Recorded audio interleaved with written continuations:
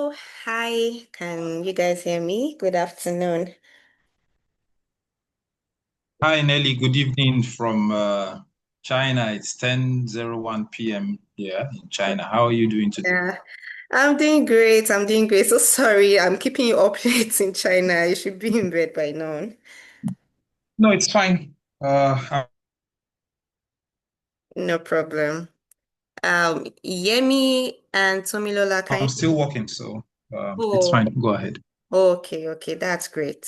That's great. Thanks for coming on board, my podcast. Can you guys hear me now? Yes, I can hear you.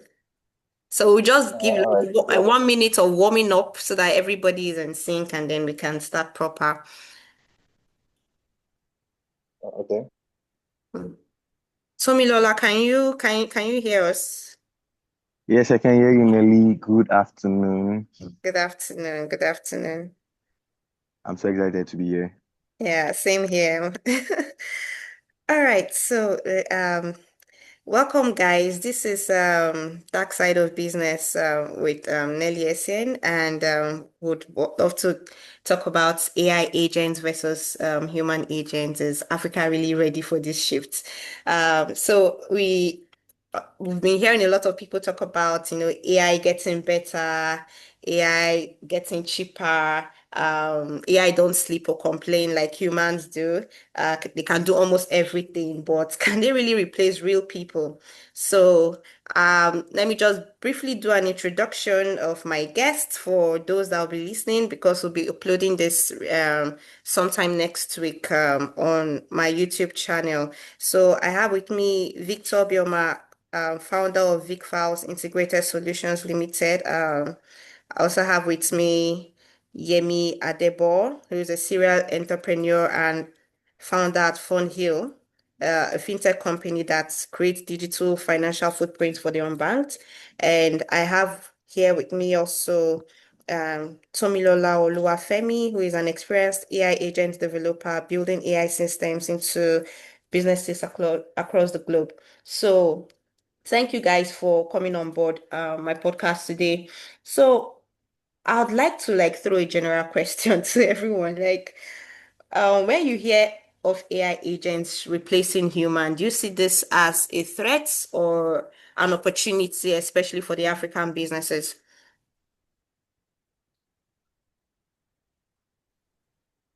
Anyone can. Okay. Yeah. Let me go first. Okay. Yeah. Yeah. So people are really scared that okay, here I might take their jobs, but I don't think they should be scared. Instead, it's an opportunity Okay. to better do to. I mean, like AI agents are so to make our work better. Like Okay. technology is an enabler. It's not possible. It's going to be difficult for them for technology to actually replace humans.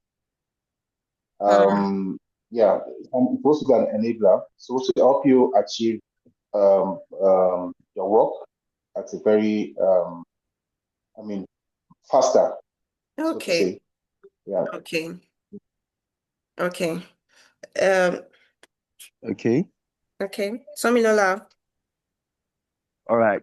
I think AI agents is more of an opportunity to those who learn to use it quickly, and Okay. it's a threat to those who are not ready to evolve.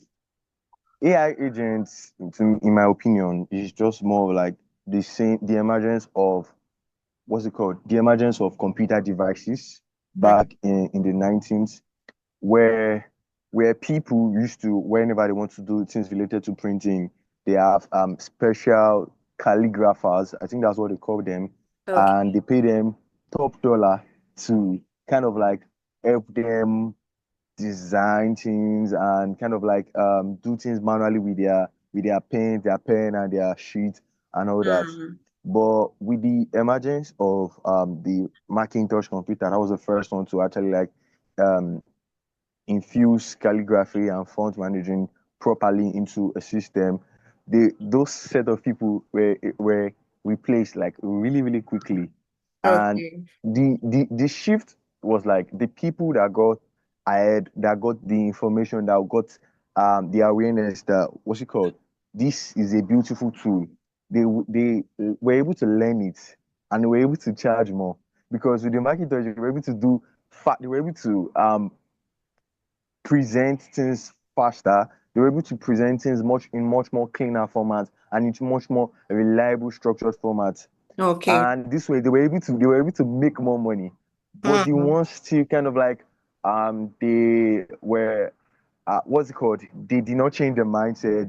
They think maybe it's not going to be B18, so they didn't learn how to use this new technology to better their skills. They were the ones that got lost, and they can be sharing stories like, I was once this, I was once this. So AI agents just reminds me more of that, and that particular pattern has happened countless time in history with the what's it called?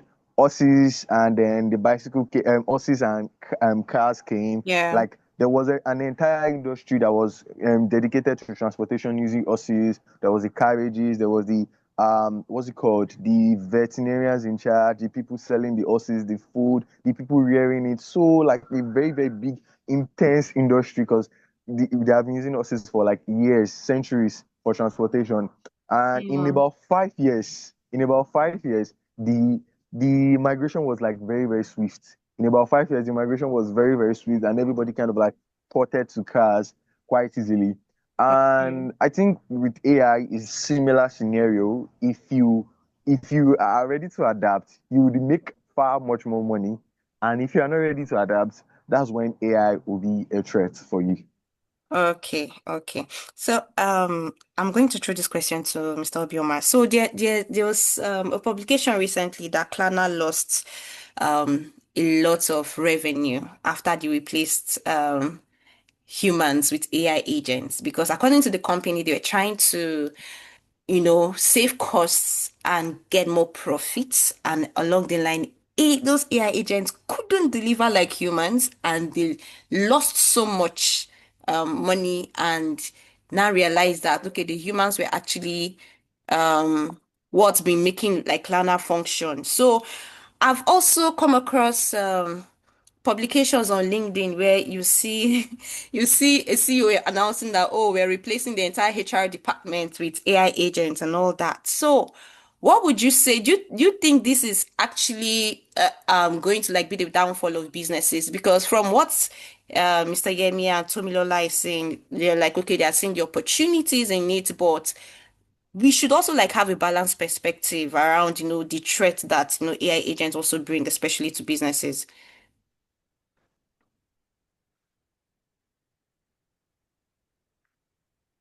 Mr. Obioma, are you there? Yes, Nelly, I am here. I was listening, but you were breaking at the point at some point. But however, I think I grabbed Okay. the point you are trying to make. So Oh, personally from my perspective, uh, right, while technology is interesting, and for anybody who intends or who wishes to keep pace with the changes in the trajectory of doing things, I do not think that uh, robots will replace human beings. That's because they do not come with that emotion, human touch, mind connection that enables businesses thrive, that enables transactions happen. okay. Technology, like we said from the beginning, is just an enabler. But I never think it will ever replace humans, right? Because the robots can't behave like humans, no matter how hard we try. That's how I see it generally, right? Okay. Because these robots, for example, which are a component of deep technology, artificial intelligence, robotics, and all, right? Yeah. I mean, these are designed tools to make life easier. They will never in any way replace human beings. What is expected of us as humans, right, and as business owners is to continue to improve on our knowledge, right, and try to apply this deep technology in improving our business processes, Hmm. structures, and even human resource. But there is no way or any day that technology and robots would replace humans. This is my perspective. Do Okay. humans, would robots go and have handshakes with companies, executives and present slides and make presentations and try to drive conversations? What they are, in the real sense of it, are only just elements on the process flow of business transactions, not the actual factors of those transactions. This is my Hmm. opinion. Oh, okay. Okay. Thank you for that. So, Mr. Yemi, do you think that AI agents would be very relevant here in Africa? Do you even think Africa is ready for that? Because some people say when it comes to technology, it looks like Africa is like either the guinea pig or left behind. But do you think African businesses are actually ready for AI agents? Yeah, we're very, very ready. Even as much as we have our challenges, infrastructural challenges, yeah, but our businesses are very, very much ready for it. Like for example, now let me use what we're building at the moment as an example, like a voice agent, right? Yeah. Imagine you could do bookkeeping with your voice instead of just sitting down and typing. And it takes a lot of time. So Hmm. you could want to try and multitask. All right. So you could do Yeah. your bookkeeping, do inventory with just with your voice. Yeah. So pretty well, we're very very much ready for it. Um, yeah, and but even the Nigerian government as well are doing a lot to make sure Okay. that the space is being utilized very well. I mean, um, yeah, the Hmm. Nigerian government are doing a lot in that space already. Okay. Yeah, so Africa is really, really, really ready for AI agents. Okay, okay. So, Tomilola, do you think, like, from your experience with building AI agents, because I know that that's what you do you think that AI could help solve certain bottlenecks like language barriers, like culture, scaling startups and all that, or it's just like the more of like an assistant, like doing the smaller task, while humans still like carry out like the major tasks in scaling businesses and So what are your takes on this? Okay, that's a very good question. Since my experience building AI agents for Nigerian companies, I've not heard from them saying they were able to, what's it called, replace the entire team with AI agent. So yeah, we deployed a customer care AI agent that literally chats on WhatsApp with customer care for a popular e-commerce brand in Nigeria, Kara. Okay. And I was expecting them to tell me that, okay, because we launched the agent and we're thinking, okay, it's not really, if this is not a full agent, by the way, it's more of like a chatbot, like an automation. It has access to the company's database just to check price updates and give feedback on WhatsApp, because Nigerians have big trust issues. Whenever they want to buy something, they come to your WhatsApp. And I think if you are buying and you're not buying from Jumia, you would also do the same. You check Yeah. the person's DM, just do your due diligence in researching. So Yeah. that's what the chatbot was majorly focused. They had tons of people just researching. They don't know who to prioritize. So the chatbot just kind of like filter it out. So the chatbot was supposed to replace the customer care there because they were paying the customer care, I think about 100K, and the Hmm. two customer cares at the time, and they stopped chatting. Like once it's around 6 p.m., they would just not reply the messages again till the next day because they're like, we've closed for the day. So the Hmm. chatbot was supposed to stay all through the day, even at night when you send a message, supposed to respond. And they were losing money. Hmm. They were losing money. Hmm. They were losing money. And so I tried something else. I tried, okay, let's look at how is the chat going. So I copied the chats where they were able to actually convert these WhatsApp guys to what's it called? To paying clients, to customers that will buy. So I copied all the chats, pasted it in ChatGPT, told it, analyze this for me. What's the common pattern here? Because they don't have a sales script. They don't have the sales script. The customer care was not supposed to answer questions. There was no sales script, just answer questions and then maybe buy. So the Okay. customer care found out that it was when they were using something like sa, ma, pleasantries, and sometimes pigeon in the messages. That was when they were able to convert. That was like the one leading to most conversion. That was what was more common. So Okay. infuse that in the chatbot. Chatbot was using the sa, the ma, and the pigeon. But then it was able to convert few guys, but still didn't convert all. Okay. Didn't cover as much as what the customer care was doing. Now they are retaining the customer care. The two guys are still there, but now the chatbot just comes to help them filter out. So immediately a client reaches out, the chatbot responds automatically. And Okay. when it comes to complicated response, the chatbot pings the customer care. That is the you, like on WhatsApp, you have the personal you chat where you have to Mm, chat. So the customer mm, care, the chatbot pings that, and now they know they are okay. They are supposed to respond to this because this is out of the customers, the chatbots, and in that scenario, what that tells me is that it's more of like a partnership thing, not an entirely full control. It's more of like they are working hand in hand and they're able to do more. So the customer care don't feel overwhelmed with all the messages that's coming now. They don't have to okay. respond at night. They know there's a chatbot that would respond, so they don't think they are pending possible paying clients. So it's more of like a symbiotic relationship that's just so nice, makes their work easier, and the chatbot just makes their work easier. I don't think it's Okay. fully ready to replace it here in Nigeria, but it is really, really going to make these guys more productive, and I think it's still good in any way. Oh, wow. That's quite an insightful conversation. Um, I also saw a video on TikTok because I've been doing a lot of AI research across different platforms, and you know, someone released an AI sales agent, customer and sales agents, where the AI agent picks calls, converts converts like warm and cold leads to hot leads and all that. And I'm like, can this AI agent really do this? And from what you're already saying, shows that like in a short period of time, because this thing is actually like evolving really fast, it's going to replace sales and customer agent. I think that's just my own opinion, but it's still a work in progress.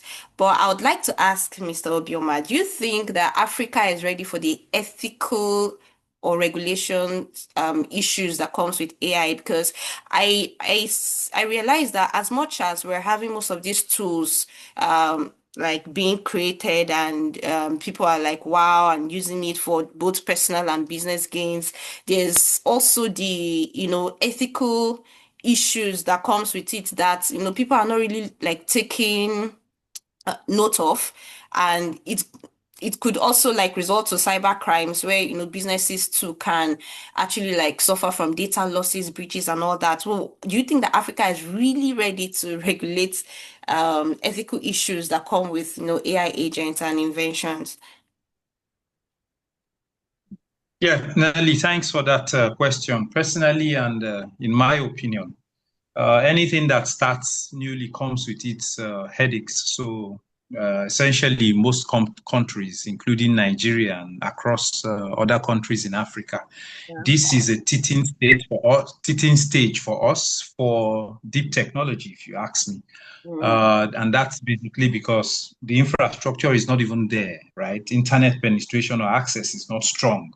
Electricity is not available. These are core elements that enable, deep technology to find routing and find access. So yes, while we are at the teething states, we are also going to be learning along the way. And what that means is, yes, we'll make mistakes, correct them, and then perfect along the way. And also, if you ask me, that's also the same trend for the introductory, the countries who have introduced deep technology to us, like China, US, France, and the world global powers, right? So they didn't all yes. wake up and got it right one day. Mm, I give a critical example. Elon Musk, for example, has been trying to do stuff in space technology and he's been failing all the time. He wow. only recently started getting it right? So that's also the same thing with other countries who are going to be adopting, like Nigeria and other countries in Africa. We are going to get it. We are going to be teething, making errors, making mistakes, and correcting them along the way. And then at some point, will perfect it. When GSM came earlier on in Nigeria, for example, 10, 20 years or 10, 15 years back, it was very difficult. But today it's almost like even the barrel pushers have mobile phones, right? So it's the same trend. It has come. It will come with its problems. It will come with its downtime. It will come with its issues. It will come with its setbacks. It will come and perfect things along the way. This is my opinion. Wow. Thank you so much, Mr. Obioma, for that. Mr. Yemi, do you think that for like a brand like fintech brand, like AI is not going to like pose a lot of threat, especially with customers data here in Africa? Because before the invention of AI and all that, I know that most fintech brands were actually having issues with, customer data breaches and all that. So do you think that AI can help regulate that, or it's going to like make it like more of a threat? I just need to like hear your thoughts on that. Okay. The threats. Okay, that's a good question. One, the threats will never go away. It will always Okay. be there. Yeah, and what AI can do is to help reduce these threats. Okay. Though I've not seen anybody building anything in that space yet. Um, there's nobody building that at the moment. Yeah, but what I know is AI can help curb this in a very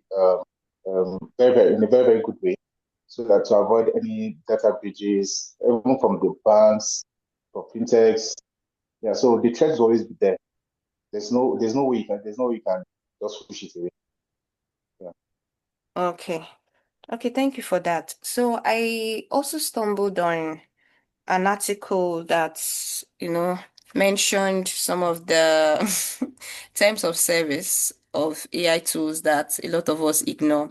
And here in Africa, we have this habit of just saying yes to everything without looking at the nitty-gritties of, what you're accepting or saying yes to. And it's for that reason I've been asking questions around, ethical, regulations and all that to ensure that as much as we're embracing the fact that AI has come to assist businesses to grow as well as individuals to grow, we need to also like look at the other aspect of, protecting our data, protecting our customers and all that. I had a conversation with someone 2 weeks ago, and he was saying that what's new in town is like deep fakes, because as much as businesses are now trying to like use AI to grow, we know that people in cybercrime are also utilizing it a lot to take from businesses. So the person mentioned that one of these cybercrime guys uses like a popular face in Nigeria, like one of those billionaires, to scam businesses. So do like a deep fake of this billionaire and have business meetings with companies that fall into that trap and all that. And it made me realize that we might actually start getting to that stage where we would have to appreciate traditional meetings going forward to be sure that okay, whoever you're talking to is a real person, because there's a whole lot of deep fakes that is coming up alongside AI tools that's also supporting like individual and business growth. So how can you Mr. Tomilola advise companies to actually stay safe? I know you're building tools that can help them to like save time, boost their ROI and all that. But in the process of doing all that, how can you ensure that there's also safety or security for the business that you're working for?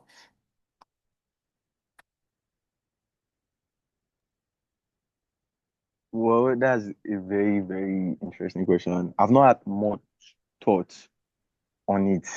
But can you give me a scenario where where we need to be safe with AI? Can you give me a scenario, for instance?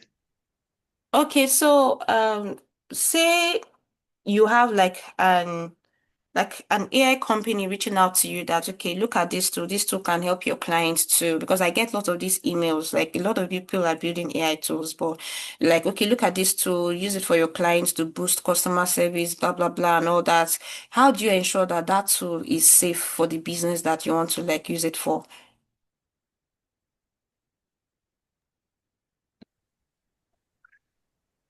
Okay, I will ensure that's actually very interesting. The straightforward way is through reviews.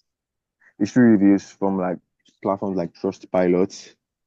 Well, AI, let's just say it, AI is new, is a new area. A lot of us are still exploring. There's like Okay. new feature every single day, like new release every week. Last week it's MCP. This week is another thing. It's VO3. New concept and new methodologies are releasing every week. But when Hmm. it comes to security, we're relying on what we already know. And what we already know is two things. We either Okay. test on a small scale, and the other method is to depend on reviews Okay. from other people that have actually tested on a larger scale and either got good results or bad results. So preferably platforms like test pilot, product hunt, and all that to actually like validate this platform. I come to think of it, I just remember a scenario. Yeah, this was about I think last month a company reached out to me, asked me to, what's it called? Asked me to connect my LinkedIn to a platform. I think it's Cassandra or so. That's the name of the platform Okay. where I'll make posts about the company, and for the reach I get about the post, I'll get paid for it. So I was like, this is nice. But what was ridiculous about it was they said I could make up to $1,000 for a single post. Hmm. I don't have I don't have I don't have crazy number of followers on my LinkedIn in first place. So I was like, that's a red flag for me. But Hmm. then after checking the platform, I went on Google and searched for it, and it was like kind of like blank. So there was no there's no credible present and social presence. But then on Reddit, there was a chat on Reddit that said a platform like this thinks everyone is just like, I think they are scam, I think they are scam. This does not seem right. Like this does not seem right. What if I log into my account, I connect my account and they start sending messages on my behalf and the Exactly. likes. So I think for now we have to depend on others' opinion about it, like just the general opinion about it before we can actually like say fully trust like platform invitations and offers like that about launching their AI system into your business. You have to like be, do your own research, like the manual research, before you can make decision. By the way, I did not connect my LinkedIn. It was too ridiculous to delete. Okay. Okay. This actually reminds me of an experience I had. There was an email that I got like sometime last year, and it was from one of the top eyewear companies. They needed like, a creative strategist. They needed like my company and my team to come on board to, market their brand to Africa. So I saw it, I was like, wow. They had even mentioned how much they're going to pay, like lots of dollars. And they said I had to like send some documents, like a proposal document, and then I had to also like, open a particular document. It was in a zip code, and then click a particular link. And I'm like, wow. I'm like, wow. This was like a huge opportunity for me. But somewhere my intuition was like, you know what? Don't click that. Don't click. Do your research first to be sure that this is actually the real company that is actually, reaching out to you. So I did that and then realized that, they were doing a lot of harm to businesses. They'll send you this email, you click on that link, and everything is gone. Your system is wiped, your finances and everything. And then, the company itself started tracking because it's like some kind of AI phishing and all that. So it's cool for, individuals and businesses to be safe out there. That's why you see AI security, cyber crime, cyber security, like let me say like a typical Nigerian girl. I carry this matter for head because I don't want to see individuals and companies falling into, cybercrime traps because it's not cool losing a lot of money. Like you're building with your hard-earned money, sweat and all that, and then realize that one link or opening one document just like crashes the entire thing. So we would be ending like in few minutes time, and I would like each of us to like say like our final piece of advice to businesses that are looking to leverage AI for business growth and scaling. So Mr. Obioma, what would you advise businesses that are looking for new ways to grow? Okay, Nelly, thanks for this meeting. Personally, from my perspective, I am someone who operates both from the traditional side of things and then application of technology, right? Minimalists. That's how I Okay. prefer to use it. So that will always be my advice. Okay. And that's because personally, I think the big companies would really not fall for this cheap stuff. That's because there is a traditional method of doing things, right? And those traditional methods many times will always be the safeguard, if you ask me. So I would always advise companies or businesses to, yeah, apply technology, but let it be a mix of Minimal. traditional and technology. Yeah. Yeah, Yeah. yeah, minimal, and then there is a balance, and Yeah. that way you are vet risk at least up to say 70 or 75%. This is my Okay. personal opinion. Okay. Thank you so much for that. And I totally agree with you. Mr. Yemi, what's your final advice for companies integrating AI?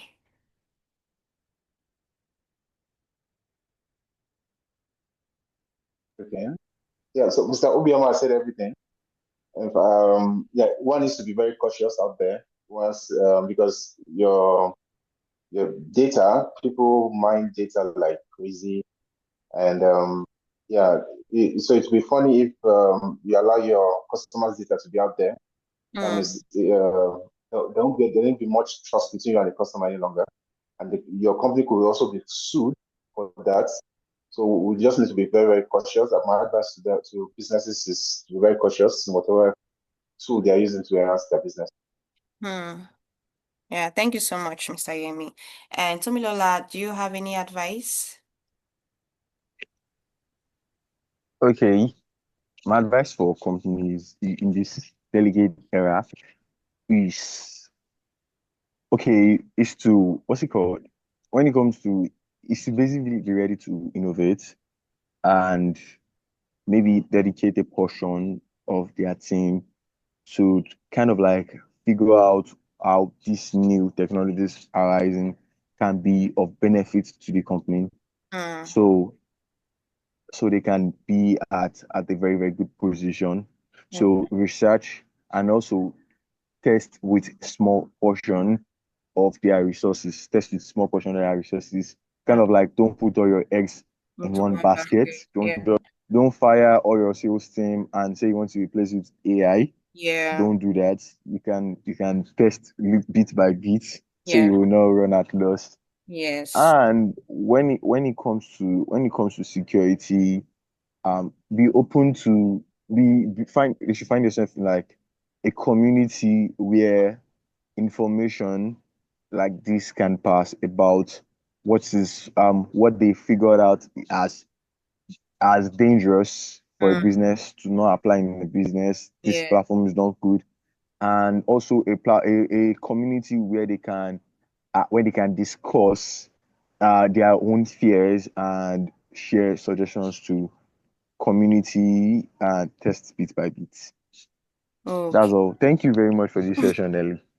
Thank you. Thank you so much. Like I've learned a lot from Thank you. from everything that we've discussed today, and I hope that businesses that will be listening to this will be able to integrate AI into their business systems wisely and cautiously to ensure that, okay, while your business is scaling with the use of AI, you're also ensuring that, your customer data is safe, your any other business data is safe, and your finances too is also covered. So, thank you so much for, being on board, coming on board for this podcast. And I want to wish you a very beautiful weekend. To have a great weekend. Thank you. Bye. Yeah, All right. yes, sir. Good night, everyone. Thank you, Nelly, for this Yeah. podcast. No problem. Take care. Bye. Yes, good night.